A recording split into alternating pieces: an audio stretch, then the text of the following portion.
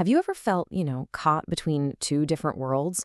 The world you were born into and the one you ended up choosing? Well, this is a story all about that. It's about a man who spent most of his life running away from his own heritage, only to discover that it held the key to everything he was looking for. We're going to dive into the story of a people you've probably never heard of, the Vlachs, and their incredible, against all odds, story of survival. Wow, this quote, it just cuts right to the heart of the whole thing, doesn't it? For the narrator, growing up in America, it was all about fitting in. And that desperate need to belong meant he had to push away everything that made him different. His family's language, their customs. He chose to be American, period. Rock and roll, baseball, English only. And so his mother's native tongue, Vlach, just became that language. Something foreign, something to be ashamed of. And for 25 years, he stuck to that choice. He became, as he puts it, totally American. But life has a way of making you face the very things you've tried so hard to bury. A huge loss was about to stop him dead in his tracks and completely flip his world upside down, sending him on a journey right back to the one identity he'd spent his whole life trying to escape. So what was the big catalyst for this journey? It was the death of his father in 1977. And it brings up a really powerful question, right? Why is it that sometimes we have to lose something or someone to finally truly see what they were worth? For our narrator, his father's passing was really the beginning of finding an answer. All of a sudden, the sheer scale of the history he had just taken for granted hit him like a ton of bricks. His father wasn't just some immigrant. This man was a survivor. He was born in the Ottoman Empire, lived through the Balkan Wars, dodged U-boats to cross the Atlantic during World War I. He worked for decades in restaurants, even speakeasies, and didn't even start his own family until he was 50 years old. It was a truly epic life that he was only just now starting to appreciate. The first big wake-up call came at the funeral. The building literally couldn't hold all the people who showed up to pay their respects. And that's when it hit him. His father, this poor, uneducated man, was a genuinely good person, loved by his entire community. And he decided, right then and there, that that was the best legacy anyone could ever hope for. It was the first time he really saw the value in his father's world. Okay, so that was the emotional turning point. The second one, the intellectual one, came a few months later. A cousin sent him 2 old, dusty books about his own people. He'd never really read anything impartial about them before. So this gift, it set off an intellectual explosion that would completely change how he saw himself and his family. Can you just imagine that feeling? For the very first time, you're seeing your own hidden history laid out in black and white. He talks about this incredible energy, this hunger to learn that was just unleashed inside of him. Every single page revealed something new, knocking down a lifetime of wrong assumptions. It made him see his own identity in a completely new light. And this was the huge revelation. The story he'd always been told, that they were just Romanians who for some reason didn't come from Romania, was just a simple story to make things easier.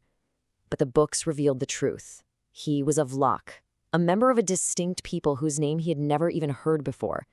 This was the real beginning of a new identity. So who are the Vlachs, anyway? Well, they're a Romance-speaking people, which means their language comes from Latin, just like French or Spanish. Their story starts almost 2,000 years ago. They're basically a blend of the original, indigenous peoples of the Balkans, think ancient groups like the Thracians and Illyrians, and the Roman soldiers and colonists who settled there. They are one of Europe's most ancient and most overlooked cultures. For centuries, the Vlachs were a pastoral people, living up in the mountains. It's how they survived everything. Invasions by Slavs, Turks, Nazis, communists, you name it. They just retreated to their remote homelands. This timeless, incredibly resilient culture was the heritage that our narrator was just now discovering for himself. But discovering this history wasn't all sunshine and roses. The narrator pretty quickly learned that the Vlachs were caught in this fierce internal struggle, a kind of cultural civil war that had been raging for over 100 years. It was a battle for the very soul of what it means to be Vlach. See, back in the 19th century, when new countries like Greece and Romania were being created, the Vlachs got squeezed. They were pressured to pick a side. This created 2 main camps. You had the pro-Greek group, the Hyper-Hellenes, who claimed the Vlachs were really just ancient Greeks. And then, on the other side, you had the pro-Romanian Super Romani, who insisted they were a lost tribe of Romanians. His own family, it turned out, had been part of this pro-Romanian side. And this conflict was not a friendly debate. I mean, the sheer violence in the language of this poem is just shocking. The pro-Romanian side actually tried to make this their national anthem. It's a brutal curse on anyone who abandons the language, literally calling for them to be burned alive. This is fanaticism, pure and simple. But thankfully, there was another vision of what it meant to be Vlach, a much gentler one. This poem by George Murnu doesn't focus on curses and threats. It's all about the intimate, beautiful parts of the culture, the family, the mountain home, the smell of berries. It talks about heritage as a comfort, a cure for what hurts you, not a weapon to hurt others. So you see the stark contrast, the two choices right at the heart of the Vlach world. Is your identity a rigid political ideology that you have to enforce with curses? Or is it a living, breathing culture, one that's rooted in family, nature, and shared memories? This was the battle for the Vlach soul, and the narrator had stumbled right into the middle of it. And that brings us to today. After rediscovering this deep, complicated past, the narrator started looking to the future, asking this really crucial question. How does a culture born in the ancient mountains survive in the 21st century? This contrast pretty much says it all, doesn't it? On one side, you have this timeless image of traditional Vlach life, and on the other, you have the reality of the modern world, a man selling newspapers in a struggling post-communist city. The gap between those two worlds is huge. So how do you even begin to bridge it? The narrator argues that the Vlachs don't have a history problem. I mean, they've got thousands of years of it. The real issue is that the culture hasn't really been updated. Just preserving the past, like it's some artifact in a museum, that's not going to be enough. For a culture to actually live, it has to be translated for today.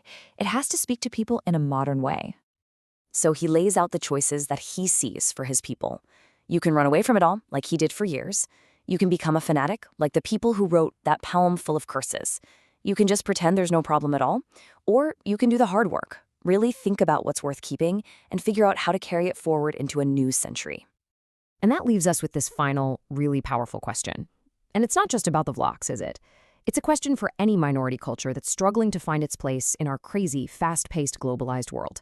How do you honor the past without getting trapped in it? How do you change without losing who you are? The future, as they say, is unwritten.